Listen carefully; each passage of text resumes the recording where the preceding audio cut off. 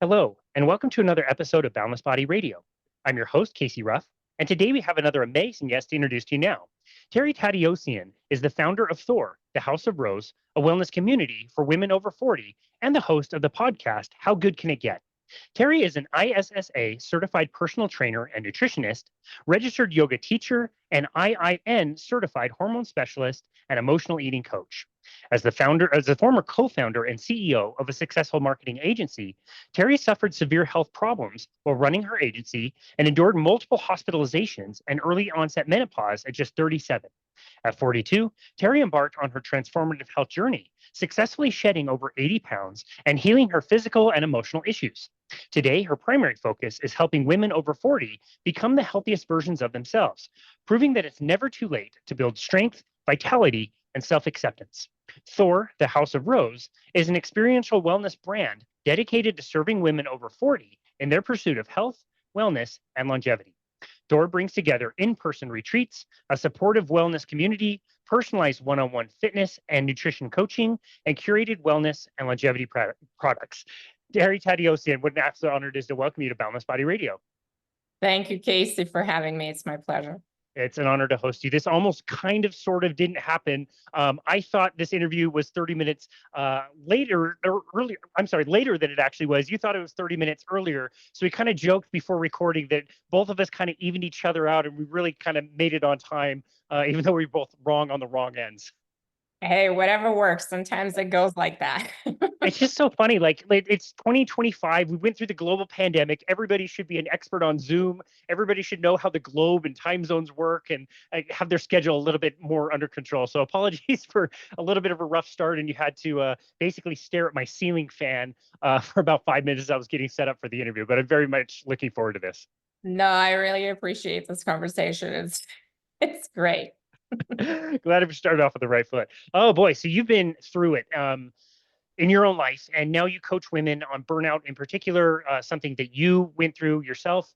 We were also just kind of joking about the podcast that you have done, kind of on a bit of a hiatus because all of this is so much work. There's a lot going on all the time. And everything feels so important and so necessary all the time. And, I hear you on other podcasts and I hear you talking about like making time for yourself, scheduling time for yourself, getting that gym time in, really preparing your food and all this stuff. And like so many people out there are like, yeah, I get it. I would love to do that, but it is so hard. How are you able to help the everyday person kind of make time for themselves or prioritize themselves when it feels like, boy, these days, everybody just feels like they're under the gun a little bit? It's such a great question because I literally just had a very similar conversation earlier where somebody asked me, how do you say yes to yourself? And I thought about it and I was like, the way I say yes to myself is saying no to a lot of things. Saying no is actually the way I say yes. So sometimes you just have to really audit and evaluate your lifestyle, your schedule, your priorities, and see what are the things that you can do that are in your benefit and what are some of the things that you have to let go of. And sometimes, we have to make choices, right? Yeah, I absolutely love that. What a great answer. I want to say I heard this from James Clear from Atomic Habits. I'm not sure if he was the one who came up with it or if he just shared it, but it was something along the lines of you become successful by saying yes, you remain successful by saying no. And there's another example that you're reminding me of from an amazing book called 4,000 Weeks, which is basically a number that is like an average kind of lifespan. When you hear like, 4,000 weeks, like that's actually really not that many. And he had a quote in there again. He attributes this to Warren Buffett, and I don't know if he actually said it or not, but I really like the idea. And Warren Buffett recommended to somebody to go ahead and write down your top 25 life priorities, all the things that you want to accomplish in life, and to go to number 6 and start crossing them out all the way down to number 25. And I thought that was like really, really helpful. It helped me quit sports that I thought I really liked that I didn't really enjoy, like snow skiing and golfing and things that were taking a lot of my time doing, that were taking away from time that I could have been doing things that I love. So I love that sentiment of like, to stay ahead, you have to say no to some things. And sometimes that can be pretty uncomfortable. Yeah, I mean, it feels like a failure sometimes. It feels like you're letting people down. It feels like you're not meeting expectations. But at the end of the day, do you want to feel more in tune and aligned and truly embody your own presence, or are you here to make everybody else happy? So I had to make that decision about 8 years ago. It wasn't easy. It took a lot of practice, but here we are. Definitely. Well, I'm so excited to talk with you about that today. And maybe we could go back in your journey and hear how you got to such a deep place that you had to dig yourself out of to begin with. Yeah, so it started at about, I would say 26, 27. I kind of put on a few pounds, nothing drastic, nothing dramatic. It wasn't that big of a deal. But then as soon as I had the first pregnancy, my first baby, I put on quite a bit of weight. I got diagnosed with gestational diabetes, and I had started a business at that time all at the same time. It all hit me all at the same time. So as you know, when you have a startup business, it becomes your baby. You're working 18, 19-hour days, and then you have a baby, your whole body changes, and there's no time for anything, right? So my priorities were completely not in line with my own health. And I felt, I'm 30 years old, big deal. That's not, I can get this off, no problem. Well, I didn't, and I couldn't. And by the time I had my second kid by 35, I finished that off at 210 pounds after the pregnancy was over, right? So I dropped a few pounds naturally through the pregnancy and the baby and so forth. And I landed at 210. And so again, I had even less time at that point than I did before. And it just didn't matter. There was a story in my mind that said, hey, you're a business owner. Nobody cares what you look like. It doesn't really matter. Just keep your priorities straight. My priorities were my business, my children, etc. I was never the priority. And so it just kept snowballing. I was wearing maternity clothes still by the time I was 37, 38 years old. So if that tells you anything. And I'm 5'3", right? So 210 pounds, 5'3", just eating whatever I could find, emotional eating, alcohol, all the things were in the picture. And unbeknownst to me, Perry knocked on my door at 37 and moved in, and that is perimenopause. And at that time, so I'm almost 49 now. At that time, nobody was talking about the fact that many of us are entering perimenopause at about 35, 37. It's actually pretty common. And I had no idea. I thought I had all the time in the world. Perimenopause comes in at about 50. That's what I was led to believe. But that wasn't the case. So I didn't know I was in perimenopause. I was still wearing pregnancy clothes. I was 80 pounds overweight. I had 2 little kids, and it was basically a hot mess. Wow. Okay, two things real quick. First of all, you lost all your credibility by telling us that you're almost 49. That's clearly not true. So you just lost the entire audience. You look great for almost 49.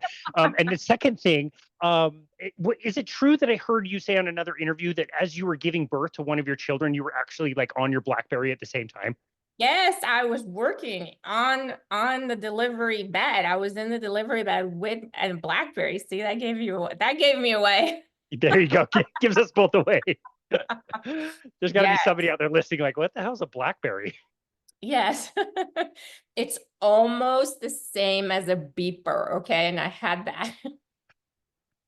Oh my goodness. Wow. Okay. So when perimenopause hit, how long did it take you before you realized what was going on? I realized I was in perimenopause when it was over. Uh, And I'm not even kidding. So by 42, that's when it left. It was gone. It ghosted me, and it never came back. And that's when I said, wait a minute. What the heck was that? And it never came back. And that's the definition of menopause, right? So menopause is actually one day that marks the end of your forever getting your cycle. And then after that is your postmenopausal. And I had no clue. I really was completely kind of dumbfounded. And when it didn't, I actually thought I was pregnant. Uh, I thought I was pregnant when it didn't come back. So yeah. that's where my mindset was at. Gotcha. Okay. So in hindsight, knowing what you know now and all the research you've done and learning about all the things you learned about, what would you have done differently at that time had you known? I got really lucky because I started strength training and I started changing my nutrition at age 40. So I was right smack in the middle of perimenopause when I made my lifestyle changes, and things kind of eased up. I lost the weight. I started eating correctly for the phase of life I was at. I was strength training. And by the time I was 42, I felt great. I was sleeping well. I was recovering really well. My strength was increasing. I was actually really blown away by how strong I was getting. I was not getting any hot flashes. I did not even need any medication because I didn't even know I was in perimenopause. So it kind of ignorance is bliss kind of thing applies in my case. But I feel like I got really lucky, just accidentally. I was desperate to lose the 80 pounds because I ended up in the hospital twice in my late 30s. So about around 38, 39, I started having some crazy, weird things happening to me. And I think most likely it's related to being in perimenopause. So significant acute chest pains, they were attributed to having panic attacks, anxiety attacks. I was pre-diabetic because of probably being overweight, and all kinds of weird things were happening to me. And that's what kind of woke me up into, wow, I really need to do something. I need to fix this problem. And I found myself at 42 postmenopausal and feeling fantastic, really. I mean, I can't even talk about it enough because just changing my lifestyle did that. Yeah. Wow. That's amazing. Okay. So going back to the hospitalizations, that's still before health, your own health was not in your consciousness. You were eating everything. Alcohol was a big problem. All those other things were going on at that time, correct? You had not attempted to try to like lose weight or change your diet at that point?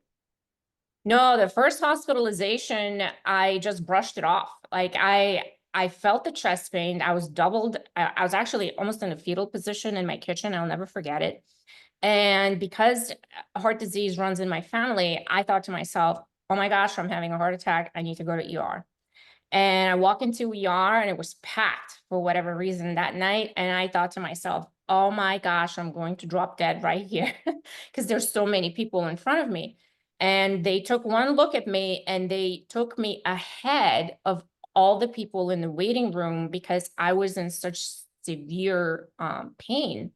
They did all the tests, they did everything. I was in there for 2 days and they let me go and gave me a Xanax and said, we can't find anything wrong with you. Follow up with a cardiologist. So that to me was a free pass, basically. I went home and I said, whatever, I don't have time for this crap. There's nothing wrong with me. It was a fluke, right? So it didn't actually wake me up to get, into motion to making changes because I just brushed it off. Who has time for this nonsense, right? And I just went right back to my normal routine until it happened again. About, I would say 9, 10 months later, it happened again. And this time I thought to myself, I for sure am having a heart attack again. This time it's really happening.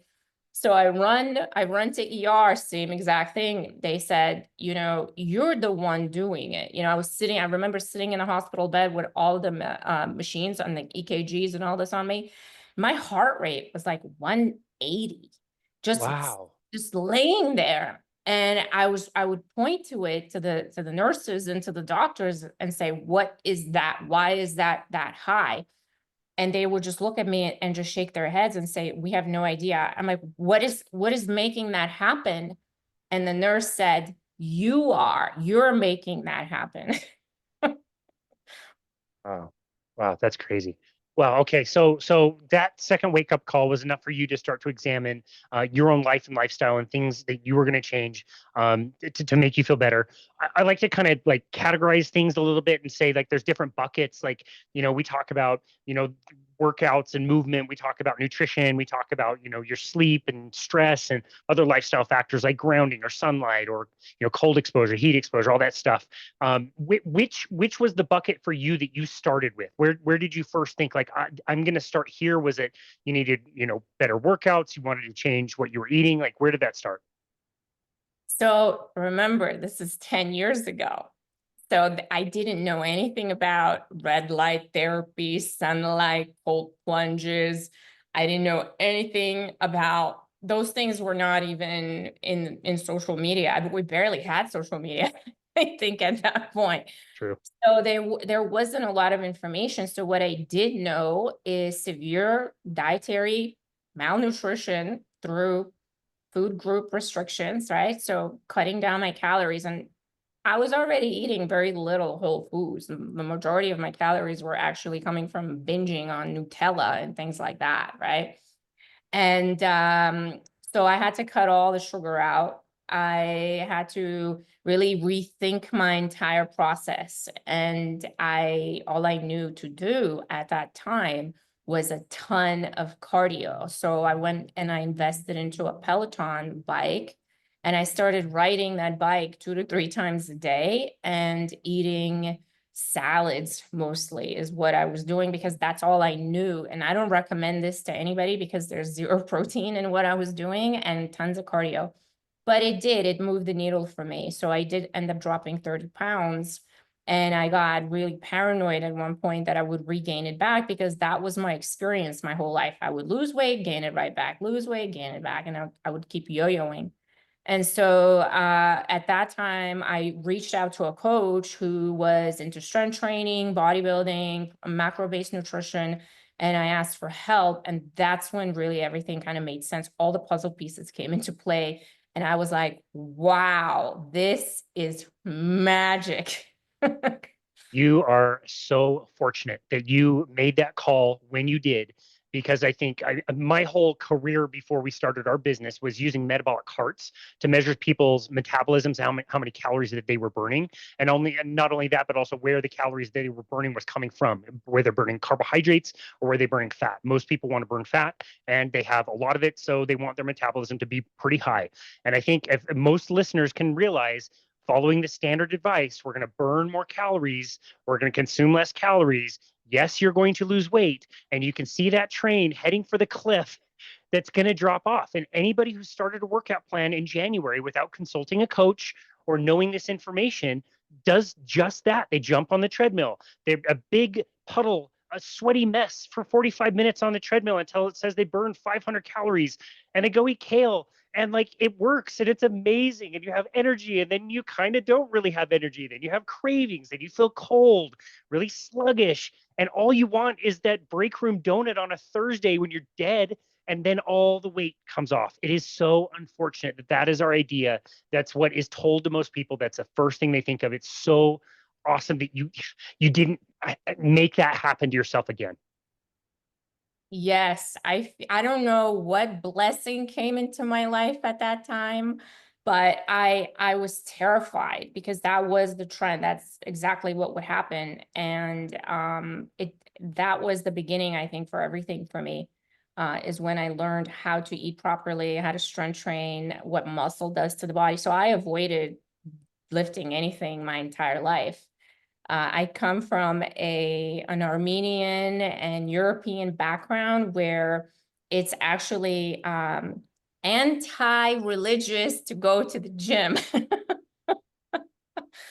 It's sacrilege. Going to the gym, lifting weights and grunting or doing anything like that is sacrilege.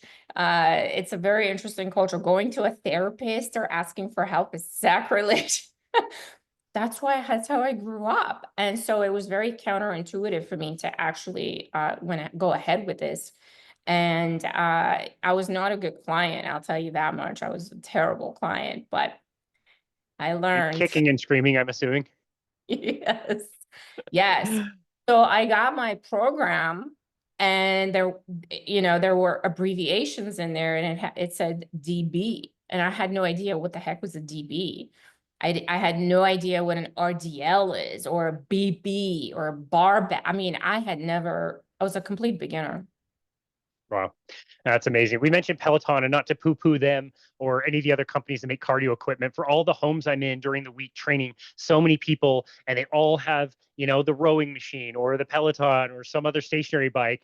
And the elliptical is a classic one. They are holders for clothing. People stack stuff on them. Like nobody uses them. You start with using them, and then before long, like it's really tough to maintain that type of program because of that metabolic slowing effect, and you're just killing your own energy. It's fun in the beginning. It's just so hard to maintain over time because, again, people don't understand the after effect of that.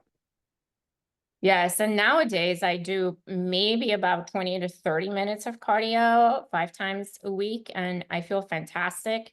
Just doing it for heart health and for conditioning and just to have a really good endurance during the retreats that I run. So it's really not even for weight loss. When people ask me like, how much cardio should I do to lose weight? My answer is none. You don't do cardio for weight Thank loss. you.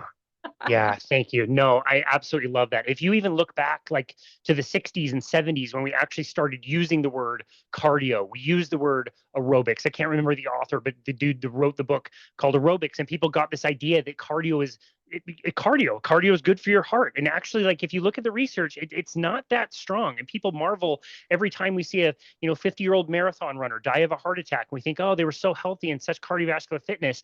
Maybe we have that story a little bit wrong. And I agree with you. I used to recommend tons of cardio for people, and like you, I'm like I use the gym for strength. I want to go walking and paddleboarding and easy cycle rides that are fun and enjoyable, and then use the rest of the time to do other enjoyable things. You don't have to get on a treadmill and think that you have to be there and burn a certain amount of calories, like you said, especially if the goal is weight loss. It's not going to happen. It's so unfortunate. Absolutely. And another common mistake I see all the time, and this is a very common question that I get. Well, if I burned, 500 calories, which, for women, it's a little bit less. So let's say I burned 300 calories, 250 calories on the treadmill. Can I add that back into my nutrition? I get that constantly. Can I have an extra 250 calories? No.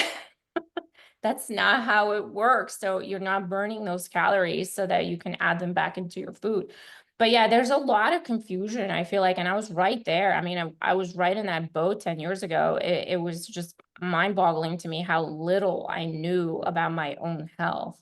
Yeah. What gave you the faith to continue going on this program, especially on the strength side? We'll get to the nutrition in a little bit, but to continue with doing the strength training when, again, you were really averse to it in the beginning. Most women are very averse to strength training. The comment you and I will get for every 100 women we talk to, 100 women will say, well, I don't want to get bulky. 100% of the time, everybody says that. What made you decide to continue and stick through and learn all the different acronyms and learn how to lift properly? Like, what was your motivation there, and why do you think you stuck with it when a lot of people don't? It's such a good question. So I'm going to back up a little bit, right? So my entire life, I've had muscle. I've been very muscular. It's just the way I was born. And I was ashamed and mortified of how big my quads were, just naturally, without even doing much. And I always wanted to hide that. I was always trying to remove as much of it as possible, right? I didn't want the quads. I didn't want any of that. And when I started bodybuilding and when I entered that community, those things were celebrated. People were actually like aspiring to have quads and to have abs and to have more muscle on them. And for whatever reason, I was just blown away by the fact that, wow, like this is a good thing. This is not a bad thing. This is where I actually belong. And I feel like that's where I've probably always belonged, possibly in powerlifting, possibly, I'm not sure about the bodybuilding part, but definitively, I feel like I missed the boat in my 20s on powerlifting.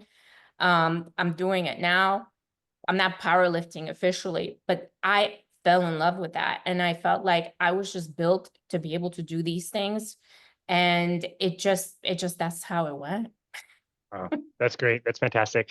For somebody who is unaware, can you explain why strength training is so beneficial, and in particular, why at least maintaining or possibly increasing the amount of muscle mass is so important, not only, for today, but also as we age, longevity? What are some of the benefits of increasing or even just maintaining muscle as we age? Yes. So at about 30 to 35 years old, we naturally, all of us, men, women, all of us start to lose muscle mass with age, right? So we have less testosterone, less estrogen, our metabolism slows down. It's very normal. So in order to combat that, we can apply resistance training with progressive overload to maintain or to increase our muscle mass. Now, what our muscle does to the body is it regulates our metabolism. There's actually a really great book by Peter Attia called Outlive that describes in great detail what muscle and the proper nutrition do as we age in terms of longevity. So having sufficient muscle helps with neurodegenerative diseases, heart disease, cancer, metabolic diseases. It helps maintain our health essentially and to manage hormones and disease and things like that. So it's not just for aesthetic purposes, right? So a lot of people get into lifting weights to look better, but ultimately it's also helping them to have better health and better longevity. Yeah, I love that. That was a great book that Peter Attia wrote. I think there will be people in our community in the low carb space that disagree with some of the things he talks about as far as cholesterol goes, but in general, it's so much good information in that book. I would recommend that book to anybody. It's absolutely wonderful. And yeah, so what kind of modalities were you using? It sounds like you were more on the free weight side of things. Were you using any other machines or bands or any other tools that you found to be very helpful for you? So in the beginning, my coach is what was at that time, she's still a coach, but we don't work together anymore. But when I first started out, she is a hardcore free barbell, free dumbbell type of athlete, right? So she was into powerlifting. So I went that route. I learned how to do free barbell, deadlift, squats, hip thrust, bench, all of that Olympic style. And as time went on, I loved it. I love free barbell work. I still do free dumbbells, still do. But now that I'm almost 49, I kind of like the pin machines. I love the pin machines. And so I use them as much as I can. I do use a lot of resistance bands for assistance and warm-ups and things like that. I do yoga, Pilates once a week for mobility, stability, flexibility. I jump rope a lot lately. This is my new thing. I absolutely love jump roping. First, it's a really great HIIT workout, but it's also great for lymphatic drainage, your ankle strength, your feet, all the things. So I'm enjoying it. I'm not even doing it for any particular reason, like weight loss or anything like that. I just like it. And what else do? I do cardio. I do still have my Peloton, so I'll jump on there maybe 20 minutes here and there. Walking obviously is a great type of movement. And that's pretty much it. Yeah, I think both of our initial certifications that we would have gotten, I've also gotten an ISSA certification and a NASM certification, and they value a lot more of that free motion kind of stuff, the barbells, the dumbbells, the thought being that like you're stabilizing joints and all this stuff, heavy on TRX products and bands and straps. And I love all those things. I use all those things. The argument that was presented to me when I first got certified as a personal trainer is that the machines, the pin machines, like you're talking about, they're taking you through like a guided kind of track. And so you don't really need to stabilize anything. Your core doesn't really do anything and all this stuff. And I have to say, I've evolved in my thinking as far as that goes. And it sounds like you have as well. I put a lot more value in some of those machines than I used to. People can do them very safely. They're way less likely to get hurt, especially if they're moving slowly and they've got really good form. You can add a good proper amount of load depending on how the machines are designed as far as the cams. You can have more load and less load and lifts where you have more or less mechanical advantage. I like machines a lot, a lot, a lot more than I used to. It sounds like you've evolved in that direction as well. 100%. They're also really great for beginners, right? For beginners that are just starting out and you want to make sure that the form is as good as possible. And then you can move into free barbells. But I mean, but my true love really is free dumbbells, free barbells, because you get such a rush out of it. Plus, the other thing I feel like there is a give and take, right, between the free barbells, dumbbells, and the machines. So with the machines, I don't necessarily feel like you're building full body, brute force, type of strength, like a full body activation. Because if you're doing leg extensions or leg curls or, whatever on the machine, it's very specific. It's very targeted, right? So it's not you're not getting that full rush body activation like you would with a free barbell squat. But there's more risk with the free barbell squat as well, right? Than the Smith machine. So Yeah. you got to figure it out. Like, what are you willing to pay for it, right? Yeah, no, that is such a good point. And you mentioned beginners. I totally agree with you. If I'm working with somebody to teach them how to do a proper squat, I feel like we need a few sessions. We need some time to like build this up and build this skill. So I feel confident that person's not going to go get hurt.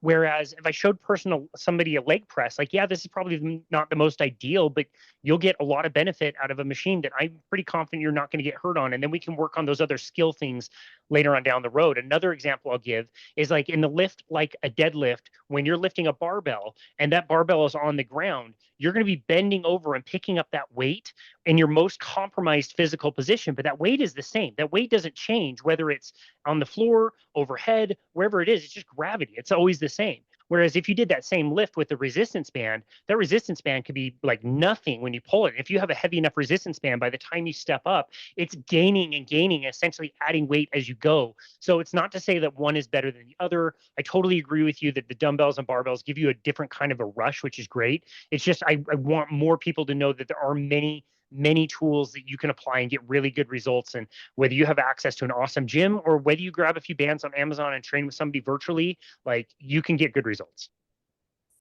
Absolutely. And a lot of times, some of the comments I get from people, from women are, oh my gosh, are you going to kill me? I can't lift that much weight. And if you have a really good coach that has worked with a lot of different types of bodies and a lot of people in different stages, you're not going to get put into a situation where you're going to fail or you're going to feel overwhelmed or you're going to not be able to do it, right? So the goal is to start or for the coach to meet you where you're at and to figure out how to grow from there. So if you see somebody lifting 250-pound deadlift, they didn't get there overnight, right? They started with most likely the leg press and leg extensions and things like that and worked their way up to that weight. And they practiced maybe just with the barbell, and then maybe they added 10 pounds to that and so forth and so forth. So it's a long progression, right? For life. There's no end to it. Yeah, no, I love that. And you kind of like on the trainer side of things, you have to set those expectations in the beginning because people do think like we're, taskmasters and we're just going to make people like terribly sore.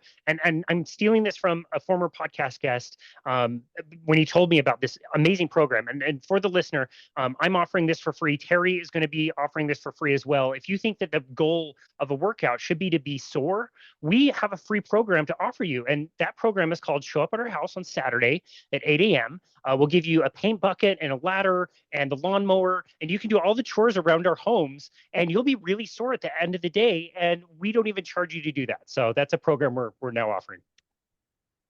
I have a lot of those kinds of programs.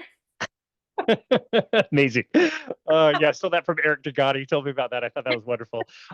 One more concept I would really love you to explain, because I think a lot of trainers know it, but I think it's misunderstood, which is progressive overload. The idea that you always want to be challenging yourself in a certain direction. I think a lot of people have a limited idea of what that looks like, and they think like, okay, if I only lift 5 pounds today, next week I want to lift 10, the next week I want to lift 15, the next week I want to lift 20, and it's like this linear progression. Can you explain why progressive overload is a really good idea, but there's other ways to kind of think about how we can overload the body that's not just dumping more and more and more weight onto somebody? Okay, so progressive overload is a nuanced term, right? There are so many ways to progressively overload yourself. I'm going to go through them. So let's say you hit a particular weight where you feel really challenged and you don't necessarily feel like you can add 5 pounds. Well, you can slow down the tempo, right? So you can do them much slower. You can add paused reps. You can add more reps to the set. You can add another set. or you can you can speed up the rest time between sets. So all of that is considered progressive overload. It's not necessarily just weight, right? So sometimes you can do a few of these techniques all at the same time. So maybe there are going to be some weeks you can add more weight on the bar, on the dumbbell, on the machine, on whatever it is. You can slow them down and you can do extra reps. That's great, right? But there are going to be some weeks where you can't. So I really love to tell my clients that it's not necessarily just weight, it's also your capacity for in that particular session. Thank you. Time is one of those really important ones. Like, what is your tempo when you're lifting, 150 pounds or whatever? If you slow that down and your set takes 3 seconds longer than last week, you did progressive overload. You didn't have to add weight. There's so many other things to think about. So thank you for explaining that. I really appreciate it. Let's talk a little bit about the nutrition side of things and going back to your story. What things it sounded like you had tried everything before you took a more like macro counting based kind of approach. Is that true? Yes, I tried everything. I think I tried 30 different things actually. And later afterwards, I found out there are 40,000 books on Amazon on diets, and I've probably read half of them. So yeah. Nice. Nice. Yeah. So results, I'm guessing with all of the things you tried were probably just like they would work for a little while and then they would stop working and work for a while and stop working until you just jump to the next thing and the next thing and the next thing. Is that kind of how it went down for you? Pretty much. Yes. I couldn't sustain it. Essentially, I couldn't live in that zone. And so the weight always came back because I went back to eating the way I ate before, which was a lot of ice cream and a lot of Nutella. That sounds really good. So tell us how you were able to find something that was more sustainable. How did you land on that and what things do you continue practicing today? So right now I eat a little bit more than my body weight in protein. So I'm at about 160 grams of protein per day, every day. My carbs vary depending on what phase I'm in, right? So if I'm looking to gain weight to build more muscle or whatever phase I might be in, my carbs may go up. They, of course, not may, they do, they go up. My fat normally stays about the same. It's pretty leveled off.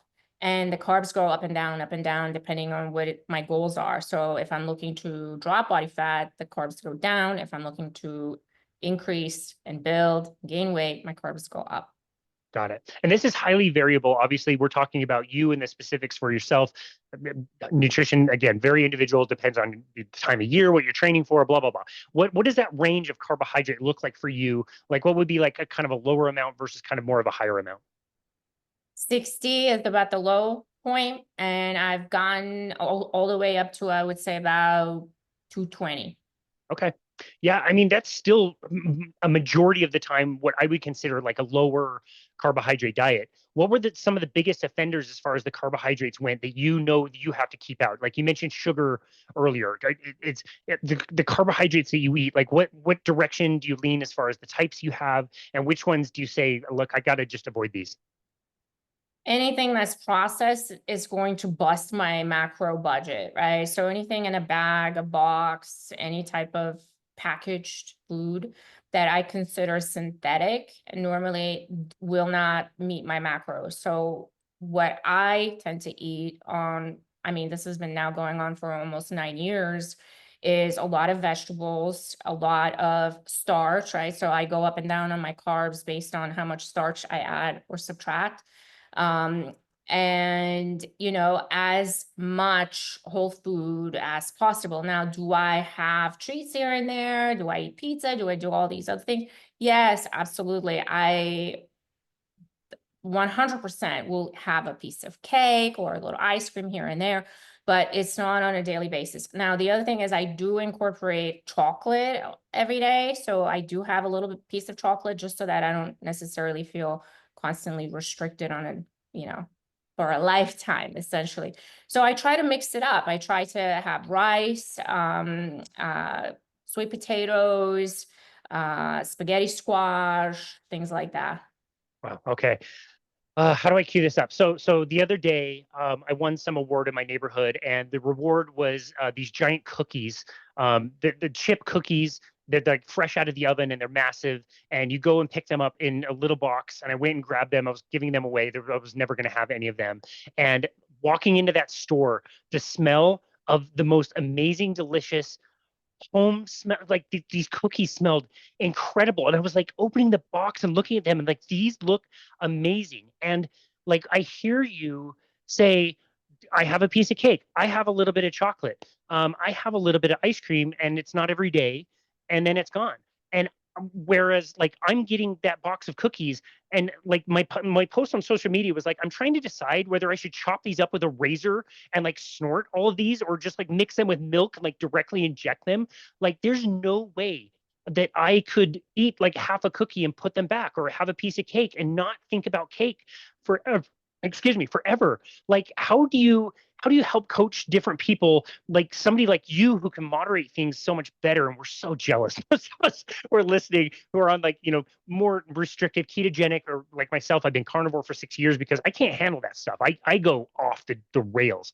How do you help coach people who like can moderate, versus when you start to notice patterns of maybe the same patterns that you noticed in your own life with addictive behaviors, where like that piece of cake is creeping in every day and it's being swallowed down by a soda? Like when people are taking that too far, how do you help identify and coach that differently?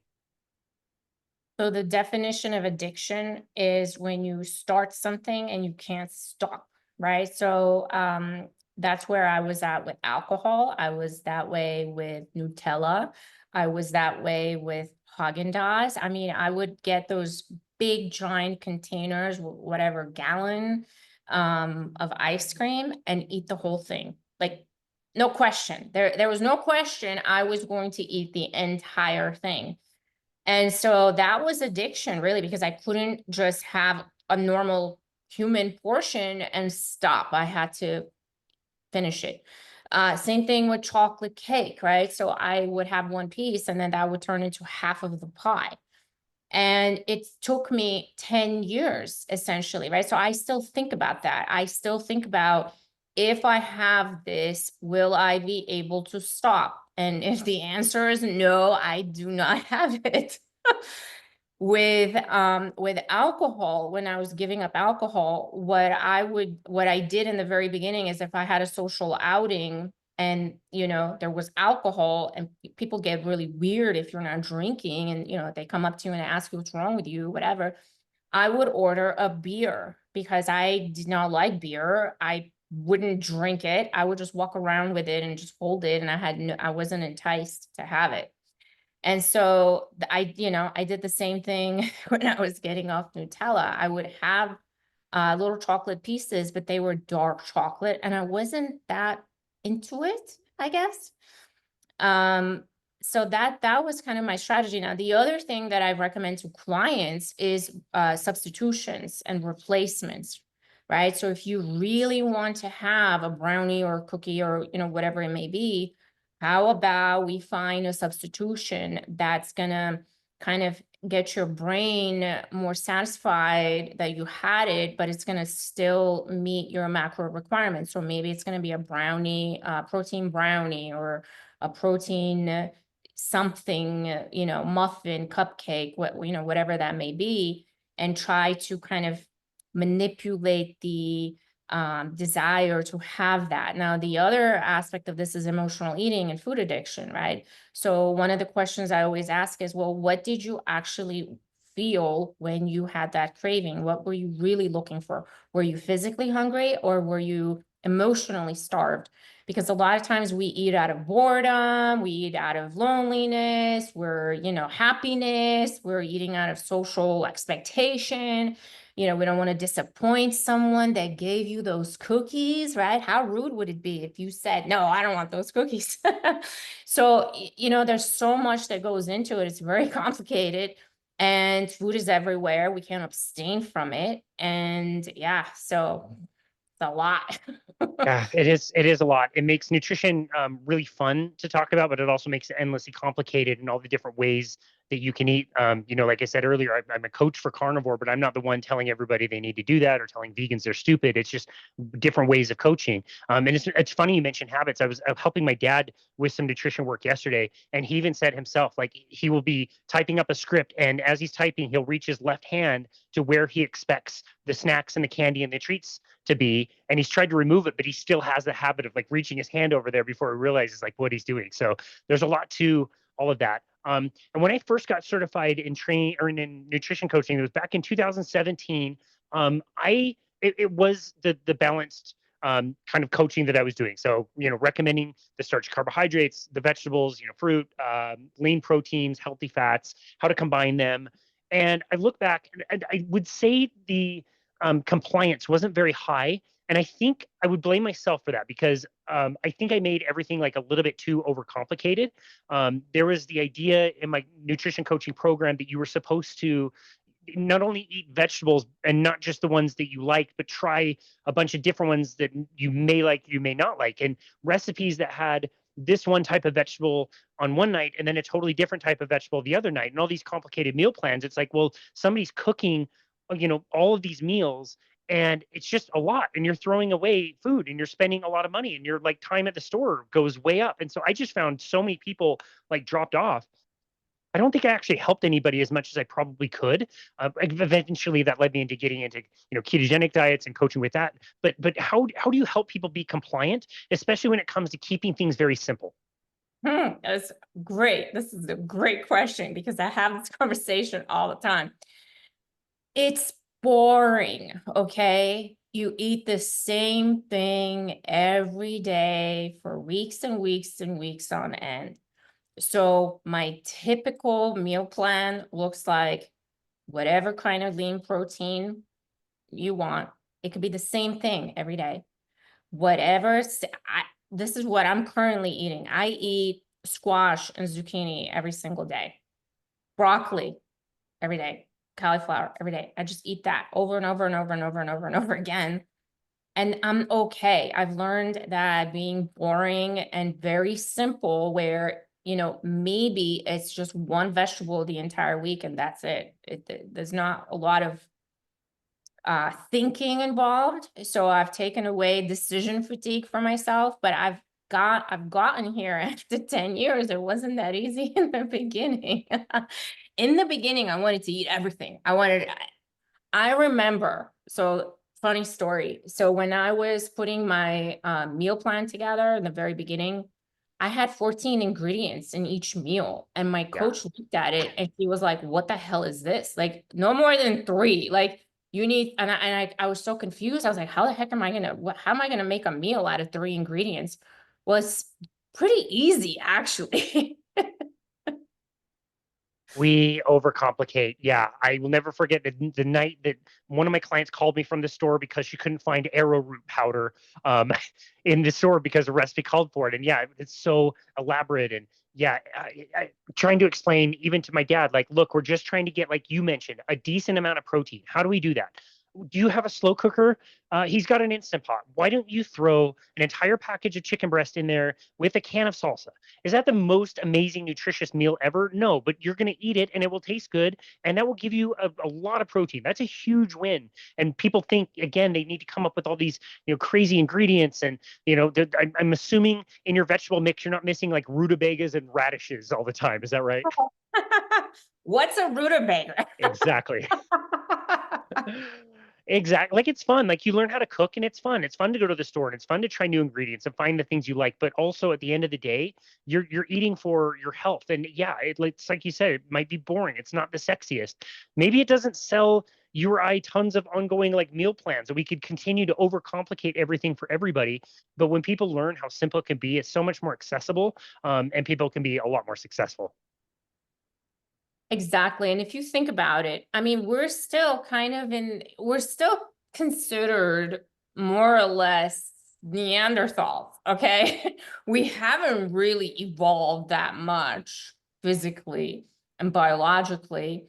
or even mentally, we have a lot of really sophisticated things right now, but our biology has not evolved or caught up to that. So what did they do back then, right? They worked really hard, they were really physical, they carried a lot of things, they hunted, and they ate whatever was available in that season. Did they have 1,000 different vegetables and meat options every day? I don't think so, right?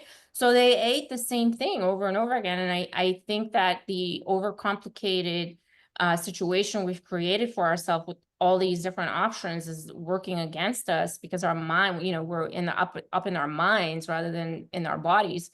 And we're just spinning our wheels every single day. And I think that's part of the problem. Such a great point. And we're used to it, right? We go to the store and not only do we see, all the products in the middle of the store, all the ultra processed crap, but you're used to seeing the produce sections, which has every fruit and vegetable 365 days of the year. You can be, eating mangoes and pineapple in Toronto in March. Like that would have never happened before. And now that's happening. So I think that's a really good point, and helping people understand to keep things really simple, to keep the things that people enjoy eating that gets them to the results, I think is wonderful. We mentioned in the introduction, you specialize in working with women over 40. What unique challenges are you working with most women that maybe other people don't really have to consider? Under eating significantly in terms of protein. Most clients, when they come to me and I audit their nutrition, because I asked to see, show me what you ate for the entire week, last week. So record everything that you ate. And the majority of the time, it averages out to about 70 to 80 grams of protein per day, Yeah, which is barely enough to just function biologically. Forget about taking care of all the hormonal system, all the systems, right? It's barely enough to just sit and breathe. And so that's one of the most common things. And then I see, super high carbs and super high amounts of fat. And that's the general American standard diet, right? And that's, I think, one of the most common things that I see. And once we flip that around, it's incredible, really. People feel better almost immediately. Yeah, no, that's such a good point. And people don't really understand that the low carb or I'm sorry, the high fat and high carb, it just doesn't work. Like you can go in one direction, you can go all the way the other direction. I would totally concede that somebody doing a low fat, high carbohydrate diet, especially for, weight control, that can work. It can work for a while for sure, and you can pull it off. It's when the two get combined that you have a really, really tricky situation. And there you go. Now you're looking at hamburgers and pizza and burritos and all the most delicious things that unfortunately combine those two things. And you've got the calories coming in the form of fat, and you have the insulin signal coming in from the carbohydrates. And now, hormonally and calorically, your host. It's really, really tough to make that work. And that's why I would contend we're in such a bad place with our health today. I agree. Yeah. Mm-hmm. Well, and then you also work a lot with mindset, and in particular, again, helping women change their mindset around these things. What kind of communication do you have with them to help them understand that this is a process? It's not going to happen overnight. They may be thinking different things, like you said, about how many calories to be eating, how much protein they need, how much protein they thought they were eating to begin with. Like, how do you help identify like ways you can help improve people's mindsets? Absolutely. So one of the pillars is that there's no timeline here, right? So this is not a diet. You're not going to be off of this ever. So we got to wrap our heads around it. There's no end sign. There's no exit. This is something that we're learning for the rest of our lives.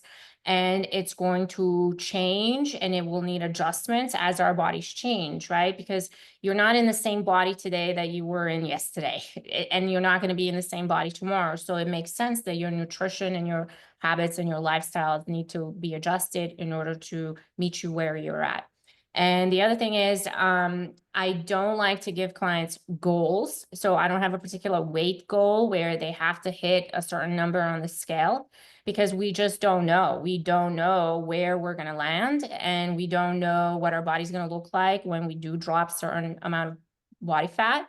and we build muscle at the same time. So it's all based on what we feel like, what we look like, what the body composition looks like in progress photos, what the waist measurement looks like, because that's generally where most body fat is stored in women, around the waist and the hips. And so there's no number on the scale. And if someone comes to me with a number, I'm like, I'm going to put that on the shelf and we're going to ignore that for now.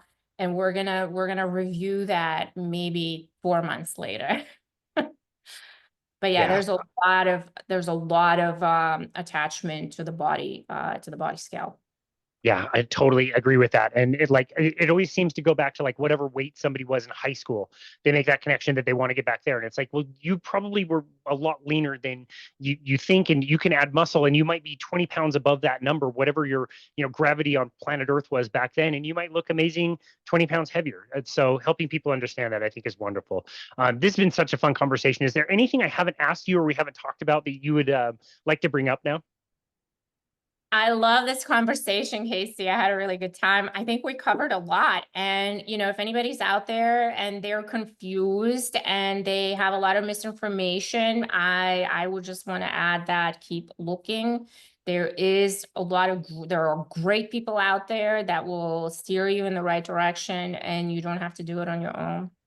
I love that. Terry, that's amazing. I have too. I absolutely love this conversation. We covered a lot of ground and talked about a lot of amazing principles, and we've given people a lot of really practical tips. So thank you so very much for everything that we covered today. Where would you like people to go to find you and connect with you and your work? So you can find me on thehouseofrose.com or on my Instagram, How Good Can It Get? Excellent. We will link that in the show notes. Tell us about your retreats too, briefly. I think that's a really cool concept. It sounds like something you absolutely love. It's my love project. So this year is almost sold out. I just added 2 more dates because everything else was just packed. And 2026 is going to be released. The schedule for that is going to be released most likely it's July, right? We're in July. Yeah, in Oh, July. July. Year is flying. Yeah.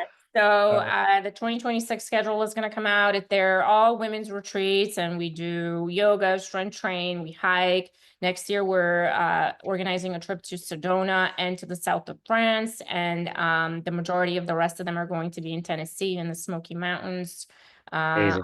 top of a mountain. Yeah. It's amazing. That's awesome. We'll link to all of that in the show notes. And like I said, Terry Tateossian, thank you so very much for all of your amazing wisdom and knowledge, for the journey you've had, and to be able to come out on the other side and want to share that with people in a way that's really practical and simple. We really, really appreciate it. We appreciate you taking time out of your busy day to be on our show today. Really appreciate you. Thank you, Casey. I appreciate it. Absolutely. And this has been another episode of Boundless Body Radio.